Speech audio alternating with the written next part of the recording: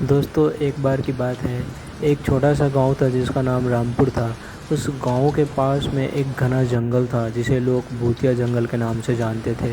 इस जंगल के बारे में बहुत प्रचलित भयानक डरावनी कहानियाँ थी, लेकिन इसकी सच्चाई कोई जानता नहीं था।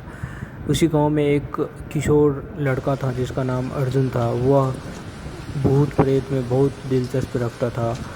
वह सोचता था कि क्या वाकई में भूत होता है। उसने अपने दोस्तों से एक दिन इस भूतिया जंगल की रहस्य जानने की बारे में जिक्र किया।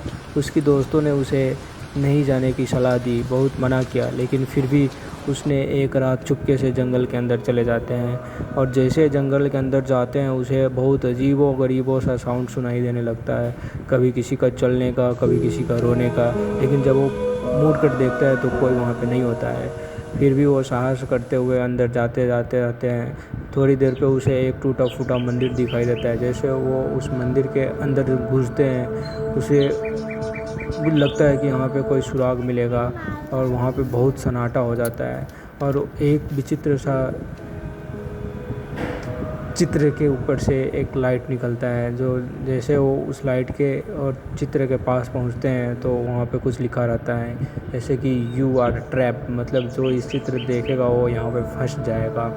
और वो घबरा जाते हैं अर्जुन, और वहाँ से निकलने का कोशिश करता है। जैसे वो दरवाजे के पास जाता है और दरवाज़ा बंद पाया जाता है तो वो घबराते हुए इधर उधर देखता है, तो एक जगह से एक साउंड निकल के आती रहती है। जैसे उस जगह पे जाते हैं वहाँ से एक बुजुर्ग निकलता है और उसने उसे बोलता है, अरे ओ लड़के, तुम यहाँ पे कैसे आए। फिर अर्जुन साहस करके उसे पूछते हैं कि आप कौन हैं। तो उस बुजुर्ग व्यक्ति ने बोलता है कि मैं इस जंगल का रक्षक हूँ, मैं इस जंगल को रक्षा करता हूँ।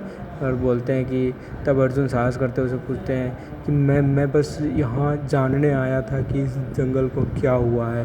तभी वो बुजुर्ग व्यक्ति बोलते हैं कि ये एक श्रापित जंगल है, जो भी इस जंगल के अंदर आता है वो जिंदा वापस बच के कभी नहीं जाता है। तभी अर्जुन घबरा जाते हैं और उसे विनती करने लगते हैं कि मुझे जाने दीजिए, मैं बालक हूँ, मुझे छोड़ दीजिए, मैं फिर वापस कभी नहीं आऊँगा।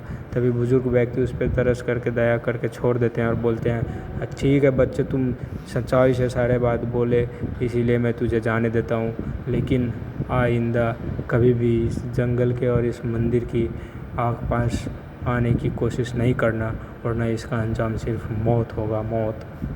तभी अर्जुन वहाँ से घबराते हुए निकलते भागते आते हैं। जिस जंगल के रास्ते वो गए रहते हैं उसी रास्ते से वो वापस आते अपने गाँव आते हैं, जहाँ पे अपने दोस्तों को साथ ये सारे घटना बताती हैं, सभी को सचेत करते हैं और उस मंदिर के अंदर जाने से सभी को वर्जित करते हैं। सारी घटना बताते हुए अर्जुन और उसके दोस्तों ने ये सीख पाए कि हमेशा हर चीज़ के लिए ज़िद करना भी सही नहीं रहता है। तो यही इस छोटी सी रामपुर गांव की कहानी थी दोस्तों। आशा करता हूँ कहानी अच्छा लगा होगा, और मेरा साउंड में कुछ गड़बड़ होता हो तो माफ़ कर दीजिए।